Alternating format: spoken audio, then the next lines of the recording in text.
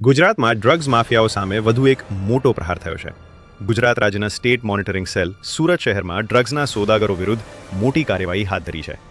3 અને 4 ફેબ્રુઆરી 2026ના રોજ સુરતના ડિંડોલી વિસ્તારમાં આવેલા રીજન્ટ પ્લાઝામાં એસએમસીની ટીમે ઓચિંતો દરોડો પાડ્યો અને 1 કિલોથી વધુ પ્રતિબંધિત મેફેડ્રોન એટલે કે એમડી ડ્રગ્સનો જથ્થો ઝડપી લીધો છે. પોલીસને મળેલી ચોક્કસ બાતમીના આધારે ફ્લેટ નંબર F304માં દરોડો પાડવામાં આવ્યો હતો, જ્યાંથી કુલ 1053.65 ગ્રામ એમડી ડ્રગ્સ મળી આવ્યું છે. આ ડ્રગ્સની બજાર કિંમત અંદાજે 31,20,000 રૂપિયા થાય છે.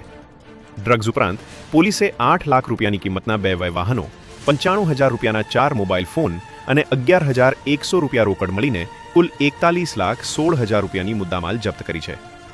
આ ઓપરેશનમાં રાજસ્થાન મૂળના 3 આરોપીઓની ધરપકડ કરવામાં આવી છે, જેમાં મહેન્દ્ર સોહનલાલ જોશી, ઓમ પ્રકાશ સમારામ જાટ અને ચૈનસિંહ હાથીસિંહ પુરોહિતનો સમાવેશ થાય છે.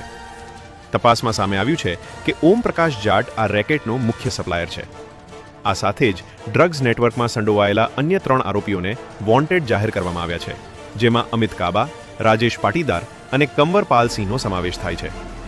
પોલીસે તમામને ઝડપી પાડવા માટે શોધખોળ તેજ કરી છે.